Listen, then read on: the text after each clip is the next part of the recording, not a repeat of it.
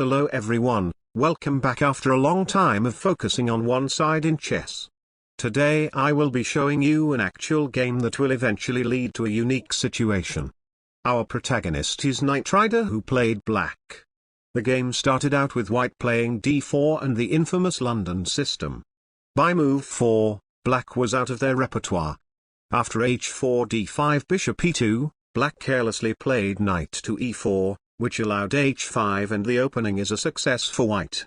However, instead of lodging the pawn on h6, a trade on g6 could have let black solve many problems with h takes g6, trading and neutralizing the activity of white's rook on h1.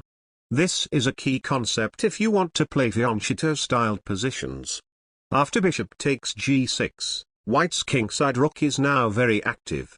After a few more mistakes and inaccuracies from both sides, white's advantage has accumulated to great levels thanks to the not-so-excellent placement of Knight Rider's pieces. After b4, however, the enemy king has lost safety in one part of the board, and soon this is going to get a lot worse. Black uses this opportunity to improve the position of the knight, then takes advantage of the opponent's mistake immediately. With the pawn break a5, black is indirectly undermining the base of the pawn on d4, to eventually break through the center with c5. Because the rooks are not connected, simply defending b4 with a3 would not alter anything, so white gives no second thought and castles kingside.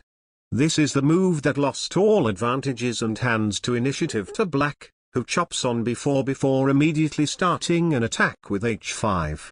This is not dangerous and a more useful move could have been played, but white again overreacts by placing the knight on the rim.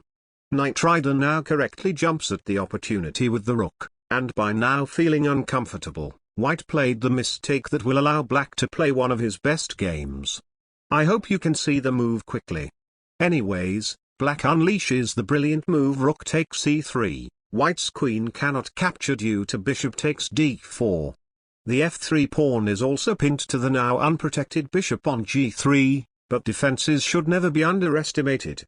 With bishop f2, white is double attacking the rook and bishop. The engine suggests sacrificing the exchange and being okay with the compensation, but black continues the aggression with bishop takes d4.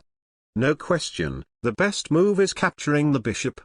After rook takes c4, white has knight to f5, when black can casually sacrifice the queen on b4 to get an endgame up 4 pawns for a bishop. But unexplainably, white played rook to d1, allowing black 2 moves. First the brilliant bishop retreat to trade into an endgame 2 pawns up, but Knight Rider wants more, so he played the brilliant quiet move rook to g8. If still pawn takes bishop, black has the additional resource of knight to f4.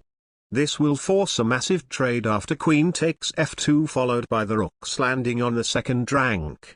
In the end, black will have 5 pawns for a knight, a decisive material advantage. When all of them are connected and passed, white played king to h1, which was the best move, and now the simple bishop to h7 would have finished the job because even after losing the exchange, the knight on h4 will be captured alive by the dark squared bishop. Instead, Knight Rider kept sacrificing, but nonetheless learned to retreat at the right moment. In the end, the e6 knight reached d3, forcing the win of the h4 knight, who came to the rim 10 moves ago and never escaped. White resigned after queen to f6, ending a game that illustrated how broken the system of brilliant moves is. Now if you want to see me break 48 in 3-minute Puzzle Rush, subscribe so I can have better luck doing it. Thanks for watching and I will see you in the last video of the year soon. Goodbye.